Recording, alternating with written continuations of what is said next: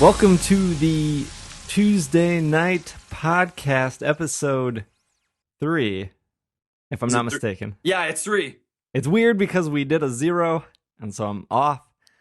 My name is SBJ, and I'm with me Alan today... Girding. Sorry. Sorry. And with me today is Alan. Hey. Alan Girding. That's me. That's you. No Sean today. Yeah, he was busy. He asked if he could sit this one out. So I said, sure. Unacceptable. Yeah, I think that's going to be his rigmarole. If he's really busy, he's got to do it. He's a busy guy. I'd like to think we all are. Not that his crap smells worse than ours, but I think he's a good guy. Yeah.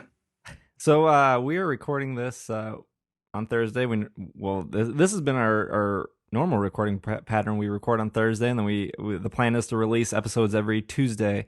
Today was a little bit of a exciting day because the podcast itself actually showed up in iTunes. Yeah.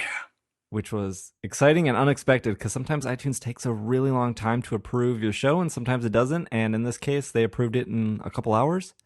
And so I was kind of scrambling. I didn't tell you this earlier. I was kind of scrambling to get the show a little bit promoted because I wasn't expecting to do it until next week. I think it's because iTunes thought the show was so cool. They're like, "Oh yeah, this is a home run. Let's approve this right away."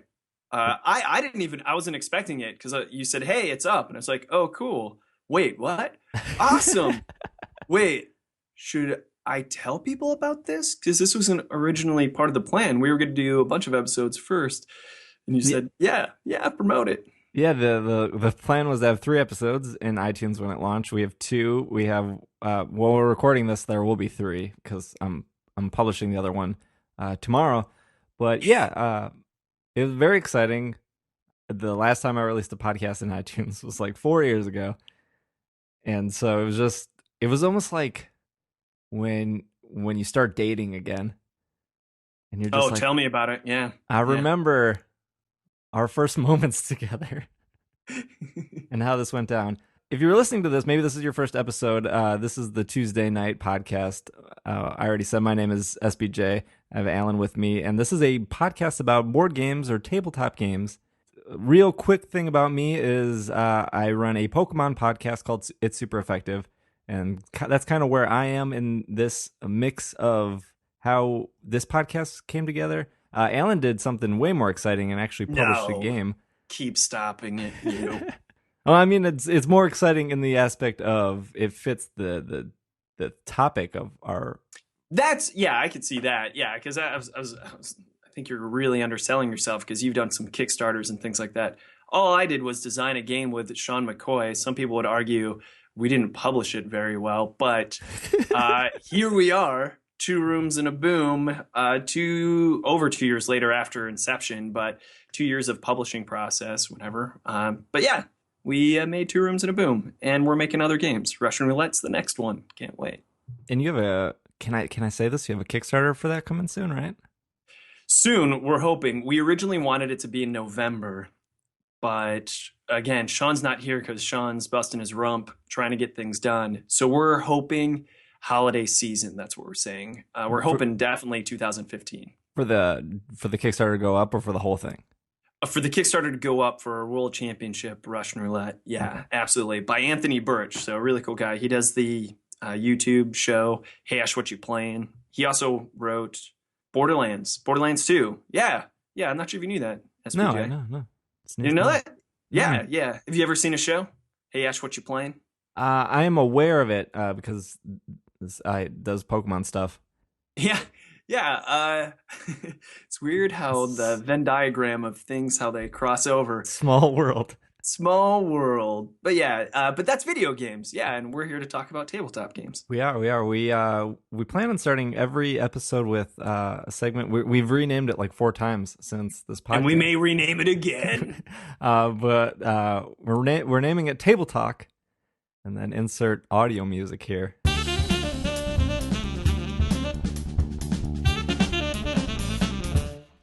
So table talk is just fancy for what you've been playing. Yeah, we called it what you've been playing. I've got to tell you, good segue music, by the way. I really Yeah. like your segue music. So, and again, the joke is just for the listeners, we're editing it in. I say we, but I mean SBJ. Haven't even heard it yet. But I did get to hear it in episode 1, and it was good. It was tight. I Yeah. like it, man. Yeah. Little, It's little jazz. yeah, it's you do good work. I'm really glad because I didn't know what our first episode would listen to or sound like, and it Yeah, sounded good. I don't even think I'll gloat for a little bit. I really like the intro music that I picked, and I don't think you heard it prior to that. But I spent a lot of time just trying to like figure out how to make it the right length and when to fade out, and it was just stupid stuff. But Yeah. Well, should we go on with uh, table talk? That's what we're calling it. yeah, yeah. Do you want to start or I can Sure, if you want to. What have I been playing lately? Whew, man, what haven't I been playing is more an important question. I've played a lot in the last week, but one of the games I've been playing, we played some code names again, but I played Monikers, and I think we talked about Monikers before, didn't we? Yeah, yeah, yep. We talked about it a little bit last week. Yeah, so I was invited to this housewarming party, and the weird thing is now within my group of associates, when I say associates, I mean even friends of my wife, they say, "Hey, could Alan come to our party and host some games?" So I have my staple icebreaker gateway games, and so Monikers was one of them. So we played Monikers, we played Code Names, but we also played Woo Wee, and I'm not sure if we've talked about Woo Wee yet. Like woo, WEE. WOOWEE, Woo Wee! Okay, okay, okay. All right, so we talked about this, and I think we're going to have the segment later on about listener feedback. But one of the things we talked about in episode 1 is, do we describe the games instead of just going into it? But the beautiful thing is, you have no idea what Wooey is, so I have to describe it to you, yeah? That's true, yeah. So you're forced to. I'm forced to. Otherwise, we'd have a very one-sided conversation. Yeah, exactly. It's like this. Have you ever played the game Jungle Speed? Yes. Jungle yeah, Speed? Yeah. Okay. So here is my quick pitch for what Wooey is.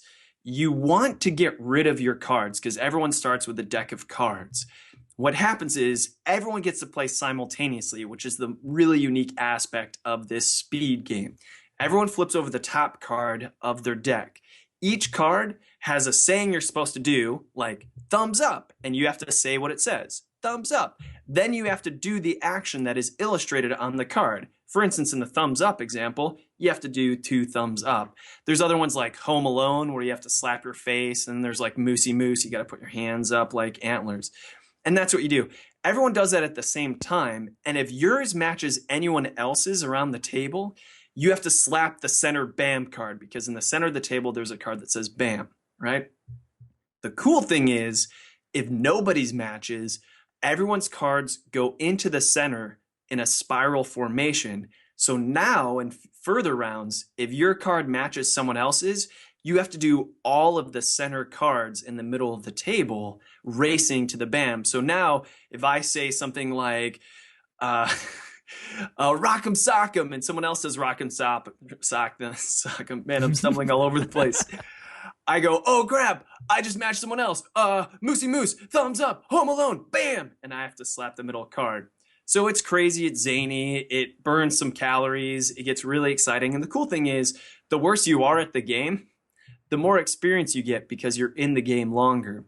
And one of the cool things about the game is when you get out, so you run out of cards, you still get to play because as soon as you are out of the game, you choose a judge card, which changes the rules of the game. For instance, now when people BAM, they have to hit with their left hand. Or people have to twirl BAM. Before they hit BAM, they have to spin in a 360 and BAM. And anytime someone doesn't do your rule, you get to call them out and you get a point. So the whole object of the game is get out as quick as you can so you can get a judge card so you can totally make it harder for the people that are still in and reap the benefits of them messing up. And that's Woo-Wee. And I'm not surprised you haven't heard of it yet because it's not published. Okay. This is totally self-promoting because it's a game I designed and we have it on Print and Play. At the very least, it's going to be up on our website for Print and Play. We offered it before. We took it down as we were getting more popular just because of loss in translation with switching different websites. But yeah, WooWee was a big hit. Let's hear about you. Let's table talk about what's been going on with you, unless you have any questions about WooWee. I do. I wanted to know the player count, actually. Oh, that's a really good question. You can do a face-off with 2 players, but it goes from 2 to 12 players easily. Okay. Yeah, 2 to 12. Because when you said Jungle Speed, I was like, Jungle Speed's kind of good with like 6. I know people have done bigger groups or fewer groups, but maybe more like 5. I don't know. I just kind of like, at least when I pick a game, it's very like, okay, if we have 6 people, these are the games that are best for 6 people. Yeah. Yeah. There's other aspects of the game I didn't mention too. There's these power cards, which is what really makes it stand out. Like Party Time is a card that comes out. And when that comes out, it is as if everybody's card matches. So everyone's racing. But even better is the Wonder Twins card, because when that comes out, it pauses the game and you have to step 1, touch someone's hand. So both of you are connected with one hand, and then you have to hit a Wonder Twin card, which is already down on the table.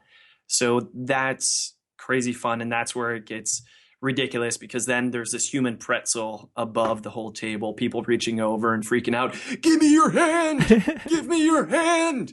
It's pretty amazing. Anyway, but I'm biased. Yeah, but it seemed to be a big hit at these icebreaker parties. All right. Yeah. Cool. Well, I haven't been playing anything recently, which is terrible, right? Because I'm doing a board game podcast and I'm not playing board games. You're contractually obligated to be playing games on a regular basis. That's true, yeah. And that is what I want to be doing. I've just been so busy lately. I had a game that I had an experience I never really got to share with anyone, so I was like, well, why don't I share it now, because I'm sure I'm going to be playing something next week, and then I can talk about that, and that's fine. So a couple months ago, This American Life put out an episode about diplomacy. It's a good show. Yeah. You're not a fan of This American Life? It's number 1 in iTunes for reasons. I just don't dig it. Okay, that's fine.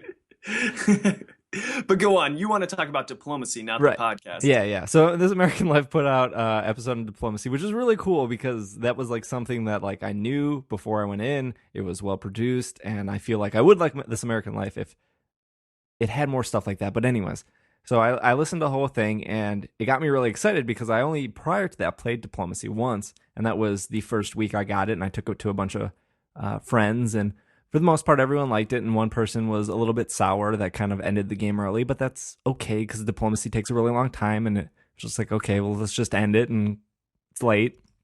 No big deal.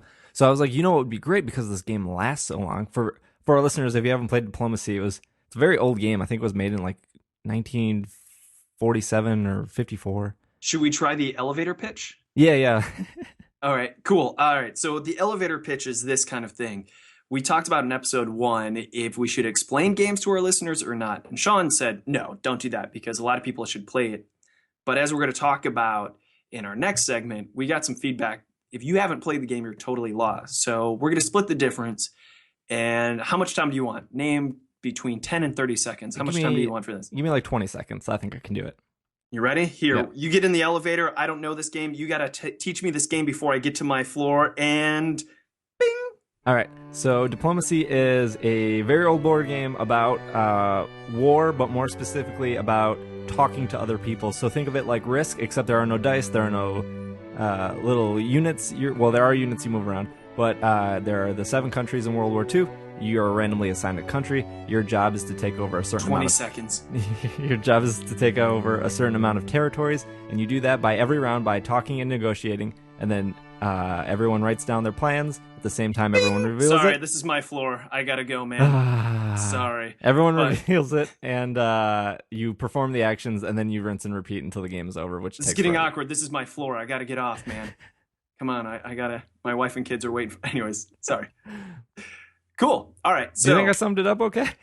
I think so. The main bullet points you hit were at the end there, and I was doing my douchebag thing once again and interrupting you at the most important part. Because what diplomacy is definitely most famous for is the negotiating and the backstabbing. Yes. Yeah, the social rapport that Some you have to people say that it ends friendships.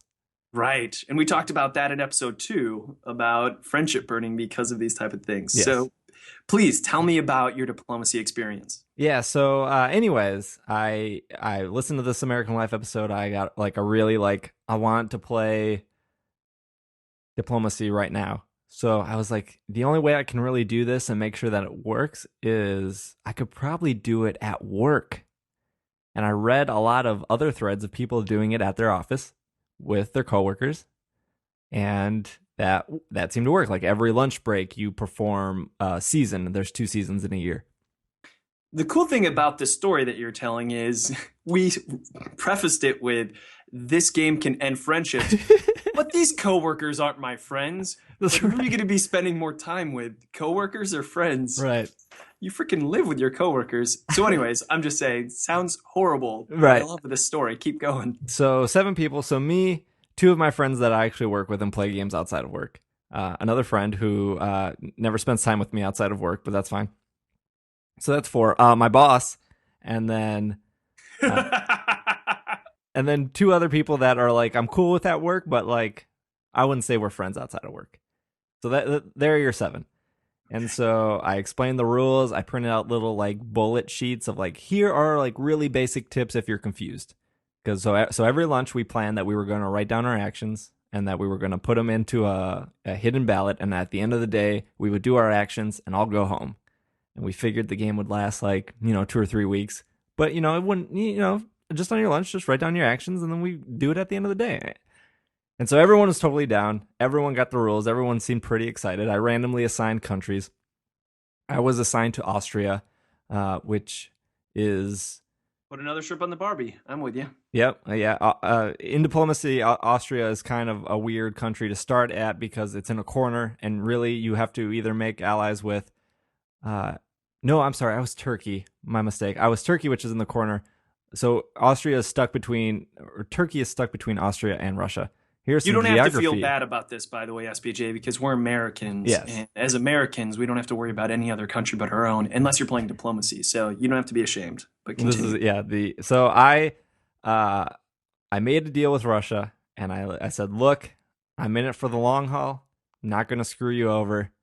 And I made a fake deal with Austria, and I screwed Austria over, and I got a bunch of people to screw Austria over as well. Please tell me Austria was your boss. No, my boss was actually on the other side of the map, which was great because he kept trying to make deals. And I was like, look, man, we're nowhere near each other. Even if I wanted to help you, I can't. So Russia, very, very paranoid the entire game. Surprisingly, did not turn on me. Germany did turn on me when I screwed over Austria, but he kind of knew it was coming. I did try to save Germany because my boss and another coworker like formed a power pack near Britain and was coming over. But yeah, it was interesting because while there were no hurt feelings, you could definitely tell that Austria was like, I saw this coming and I'm really annoyed at you guys, kind of thing. But at the same time, it was like, well, we have to do this, right? Diplomacy puts you in this weird position where you have to make choices that are super hard, otherwise no one else can win or the game would be an entire stalemate. And I can't think of many games that force your hand like that. That's diplomacy, man. I'm not sure what to tell you there. So what was the general feeling around the office then? So this is the crazy thing. It took over our life at the office. It didn't just become lunchtime? No, it would be so like most of us would go to lunch at like 12:30 because we came in a little later, and all of a sudden like at 12:30 instead of going to lunch, we were writing orders or discussing, and so lunch got pushed back to like 1:15, 1:30 because there was so much discussion. And then when my boss called me in the office, it was like, is this about work or is this about diplomacy? Because I need to get in the right mindset. Oh man, before I go in. I wish someone was doing research on the productivity of where you work during your game of diplomacy to see if it helped or just totally burned the company to the ground while you guys were doing this. Yeah. I don't think a lot of people left the game with super hard feelings, but the game probably lasted over a month. Yeah, it destroyed productivity. We ended We kind of ended at me winning because I did have the most countries at the end, and it was the entire time. It did come down to 4 countries, and somebody was like, if you screwed over Russia right now, you would absolutely win the game. And I was like, you're right, but I'm not doing that because I told the dude I was in it for the long haul, so I would rather draw out the game longer and make sure that you two are eliminated before I pull the trigger on Russia. And we never got to that point, and it was fine because I felt like that experience was done. But it was crazy because more coworkers want to be like, okay, when can I get into the next game of diplomacy? Because everyone around the office was watching the map, and we would take pictures of the map every night just to make sure that no one was cheating or no one was moving anything around. And so, if you have a really cool office environment, I would recommend playing diplomacy. You would, unless you are the main employer of everyone working that at office, unless you're the manager whose job it is to make sure productivity is still going on. Wow. That's amazing. So you were the mastermind behind this, yeah? So you Yeah. organized it? Yep. Yeah. I organized it, and I've brought in board games from time to time to work, like Love Letter or Werewolf, and definitely everyone kind of gets a kick out of it because it's games they've never really seen. And my boss kind of was like all for it because he loves Coup, just loves it. Oh, wow. So when I was like, "Hey, we can do this game on lunch," he was definitely all for it. And I don't think he ever got mad or annoyed that like the game kind of consumed people because he was having so much fun himself. Right. But it was cool. Like it was an experience that I probably would have never got with diplomacy because I don't like kind of once somebody experiences diplomacy, they kind of know right away if they want to play it again or not. Yeah, absolutely.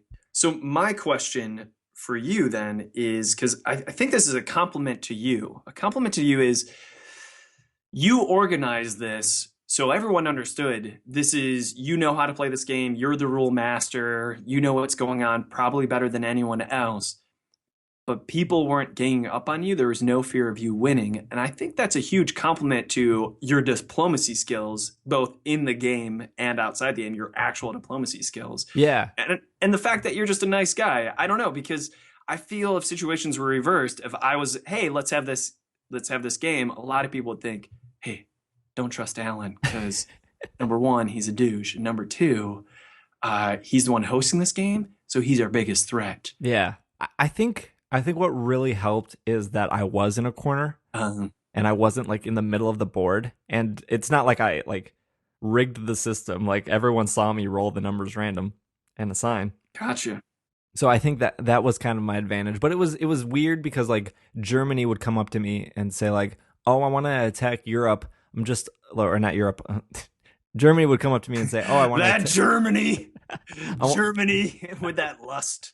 I want to attack Britain. Like what how would I write my orders to make sure that I could properly do that?" And I was like, "Well, you just told me your strategy, but really that has nothing to do with me because I'm on the other side of the map, but this is how you would properly do it, and this would be my suggestion if you want to look forward to the next turn."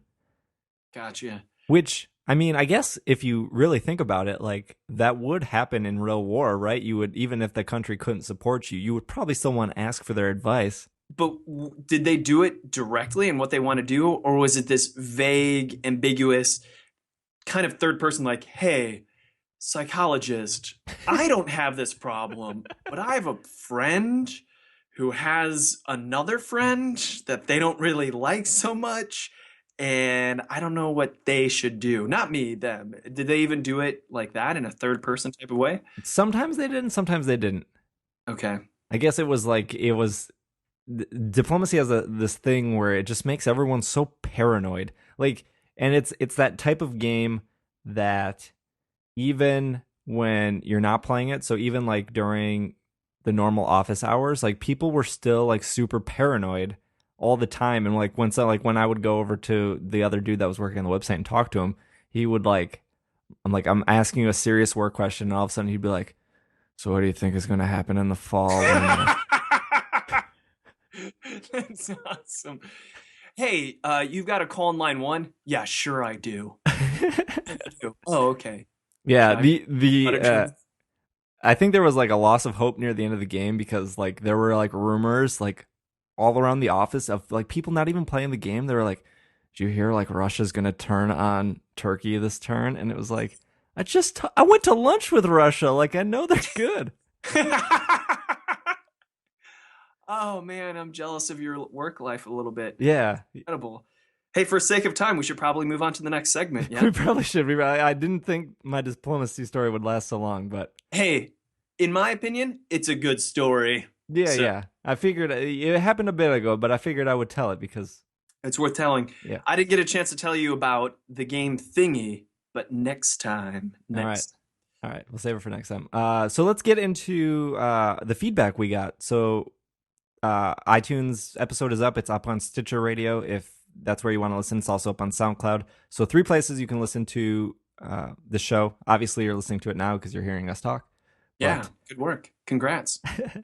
We got some user feedback, and for the first time, Alan and I got into a little bit of a disagreement over it. Oh yeah, you're going down. No, it's not like that. Which was cool because like it was cool that I was able to be open and you were just as open right away. Yeah, we should talk about it in our next segment, entitled "Interaction Satisfaction." For now. I love how you like give all the segments titles. Howdy. It's time for Interaction Satisfaction. Shoot us your emails, your comments, or your questions. We'll do our best to answer them.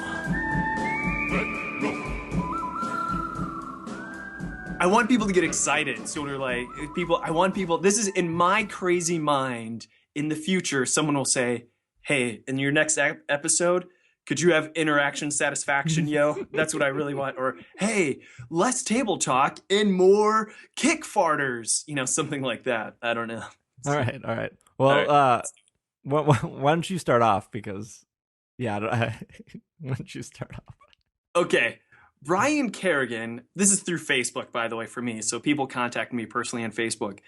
Brian Kerrigan sent me a message saying that he really enjoyed the episode, but he was bummed that I added a disclaimer from episode 1 about the murder joke, because the joke would have been funnier had I not spoiled it and just basically said, this is a joke, and obviously you should know we're joking. Maybe we shouldn't joke about murder.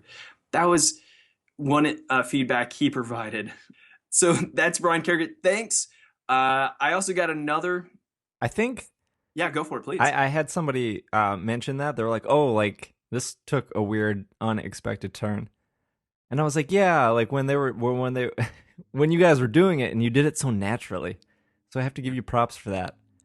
I was like, man, like clearly they've done a lot of like D&D or role playing that it just kind of fit. And I feel like if we did a segment where there would be certain situations we'd have to act out at the end, like that would have been perfect if the listener knew going in that it was like a role playing segment.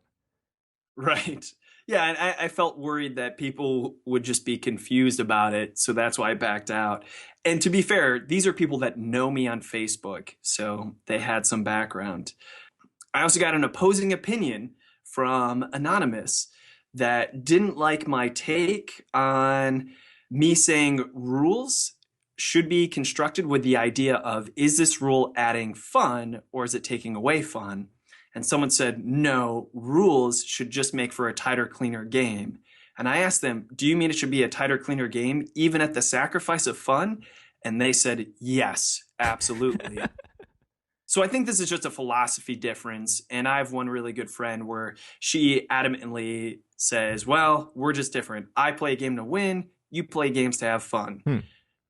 So, hey, to each their own, I guess. Yeah. What about some feedback? Because I have like 3 more bits of feedback. What about you? What do you got? I had some feedback that the show sounded very well.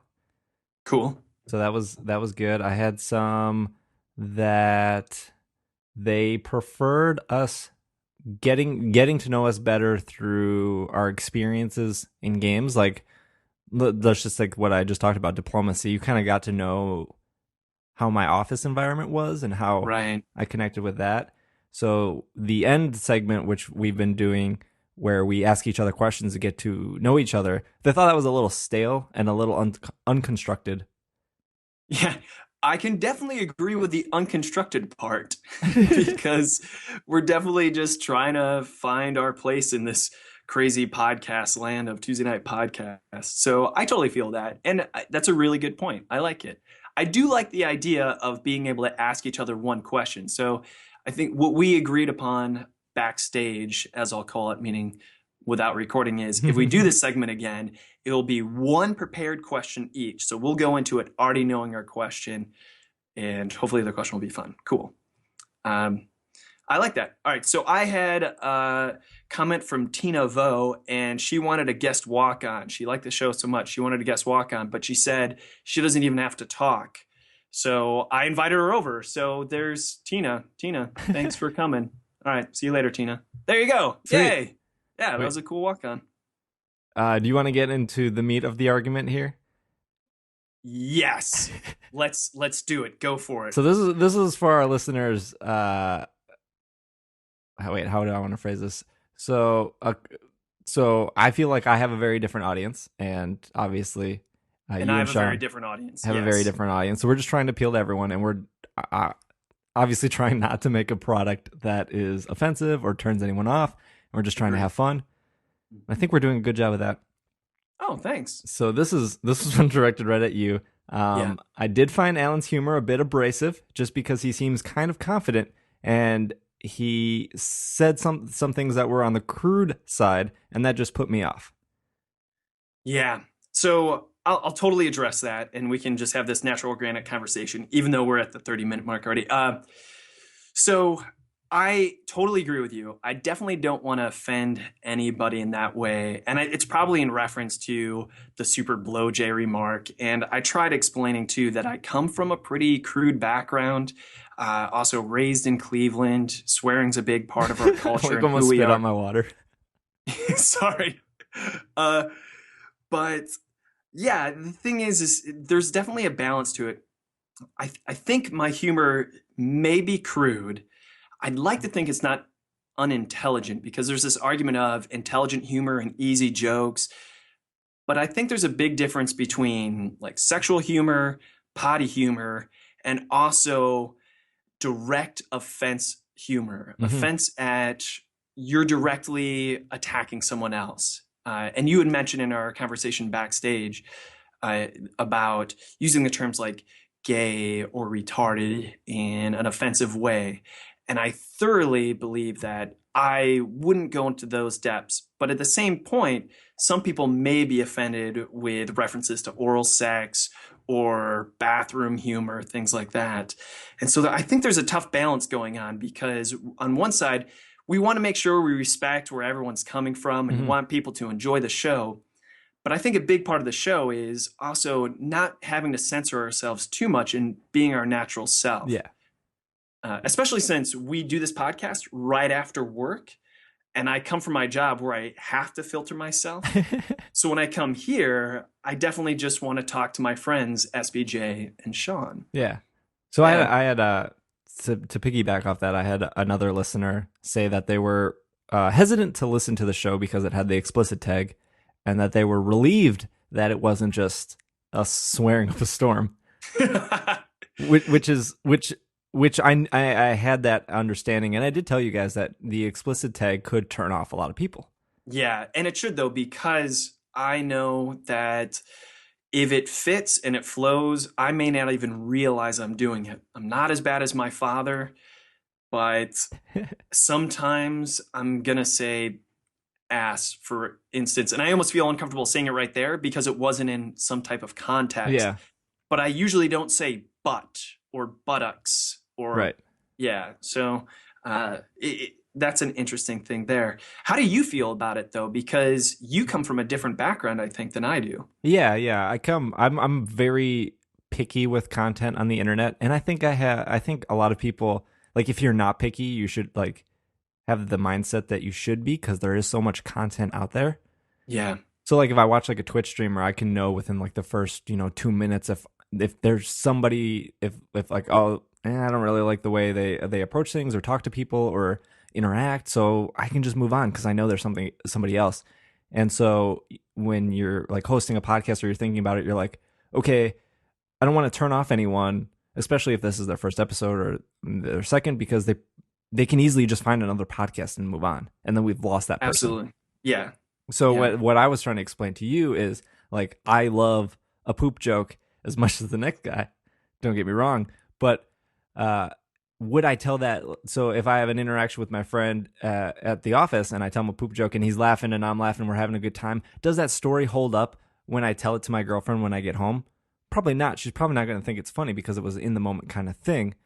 And so that's where I was trying to say, like, if the humor was only poop jokes, right, yeah, then it would be perfect. But, like, does that humor, so when you're thinking in a podcast sense, like, a lot of people are going to listen to this, and hopefully, and I've seen that from before, I've listened to the same episode once or twice, or two or three times because I really liked it, or there was something that was really, like, educational there, and I wanted to make sure that I got it all. And it's the same with TV episodes. Like, I've watched reruns of The Simpsons and stuff, and it's like, okay, that poop joke definitely worked the first time, and it might work for 20% of the people, but is it going to work again when they re-listen to it? Whereas a more natural joke that we've had in between just recording, like, that will probably hold up. So that was kind of my only argument, if that makes any sense or holds any water.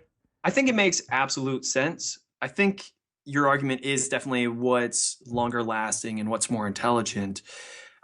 And I definitely don't want anyone to feel bad about finding something funny that they do, because I think one of the biggest disservices that someone can do is making someone feel bad about something that they enjoy when realistically it isn't hurting anyone. You could argue that watching The Bachelor is the bane of society and that you're contributing to the decrepitude of society if you're enjoying The Bachelor television show. But I think that's a bit of a stretch. I think, hey, if someone's really enjoying it, let them enjoy. But I will say this, and I want this to be really clear to you and to, like, the listeners.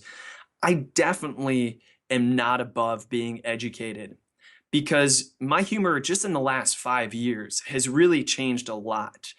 I've definitely become more sensitive. And a lot of times it takes someone calling you out and saying, hey, man, that may have seemed funny to you, but it was really offensive to me and possibly other people, and this is why. And it's eye-opening, like, oh my goodness, I didn't even realize that standpoint. And I've actually had that conversation because I'm a big proponent for the LGBTQ community. It's part of my job, but that's another story for another day.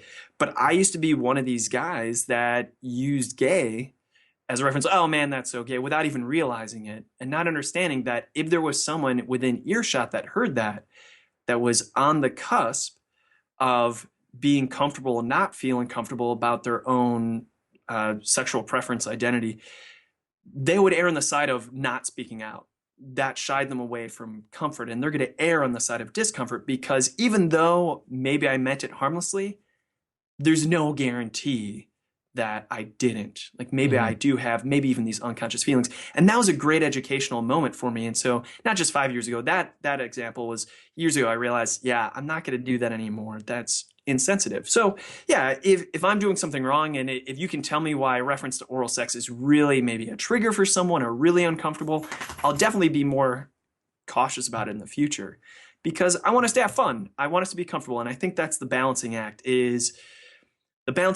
we all want to be comfortable and be able to say what we want, but at the same time, we don't want to piss each other off either. So is what I'm saying offending not just SBJ or other listeners, or is me feeling like I have to censor myself offending me? So I think that's a balancing, and I think the water will find its natural level. Yeah, and we said prior to the show that we were probably overthinking the feedback that we've gotten on just one episode.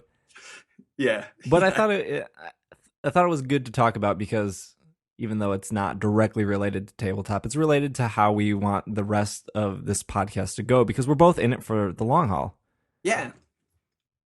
Yeah, I think it's cool too, because our first few episodes, the content will be about tabletop games and what the hell are we doing?